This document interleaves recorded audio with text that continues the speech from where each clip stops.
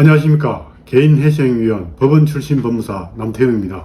오늘은 개인 파산을 신청할 때 채무자가 법원에 제출하는 서류 중에서 채무자의 은행 통장 거래 내역서에 반드시 확인해야 하는 사항과 주의할 점에 대하여 설명드리겠습니다. 법원에서는 채무자의 통장 거래 내역상에 일정 금액 이상의 자금의 입출금에 대하여는 그 자금의 사용처에 대하여 소명하라고 보정명령이 나옵니다. 보정명령의 종류를 살펴보면 첫 번째로 소득으로 의심되는 통장 거래 내역입니다. 통장 거래 내역에서 매월 일정 금액이 채무자의 통장에 입금되는 경우에 급여 소득으로 의심받을 수 있습니다. 만약 위 통장이 가족이나 주변 지인의 명의를 빌려 사용하는 경우에는 허위 신고로 면책 불허가 사유에 해당되어 파산 신청이 기각될 수 있으므로 주의하셔야 합니다. 두 번째로 면책 불허가 사유인 펜파 변제로 의심되는 경우입니다. 통장 거래 내역에 재산을 처분하거나 임대차 보증금이나 대출금을 수령한 경우 그 돈을 가족이나 가까운 지인에게 변제한 경우에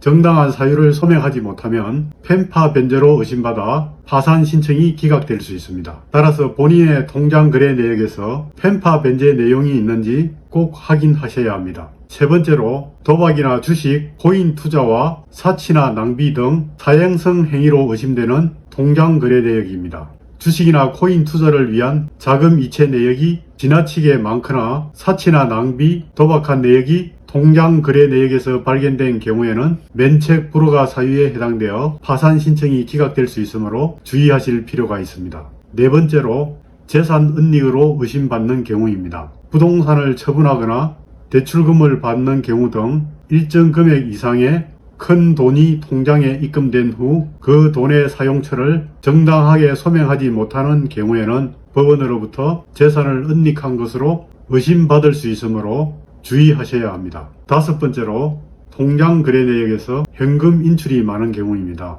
통장에서 현금 인출이 다액으로 많은 경우에는 법원에서는 인출한 돈을 구체적으로 어디에 사용했는지 소명하라고 보정을 명합니다. 현금 사용 시 영수증 등 증명 자료를 받은 경우에는 소명이 가능하지만 대부분 소명을 못하는 경우가 많으므로 주의가 필요합니다. 위와 같이 법원에서 통장 거래 내역을 검토하다가 문제가 될 경우 채무자가 정당하게 소명하지 못하는 경우 바로 면책 불허가 결정을 받는 경우가 있지만 대부분의 경우 법원의 재량 면책으로 진행되는 경우가 많습니다. 재량 면책이란 법원이 소명하라는 보정 권고 사항에 대하여 정당한 소명을 못하는 금액을 법원이 한수하고 면책을 받도록 하는 것을 말합니다. 그러나 통장 거래 내역에서 본인의 소득을 가족이나 지인의 통장으로 급여를 받고 있음에도 소득이 없다고 속이는 경우에는 재량 면책을 받기 어려운 중대한 사유에 해당되어 면책 불허가를 받을 수 있습니다. 이상으로 개인 파산 신청 시 채무자의 통장 거래 내역상 나타나는 주의사항과 문제가 될 수 있는 내용에 대하여 알아보았습니다.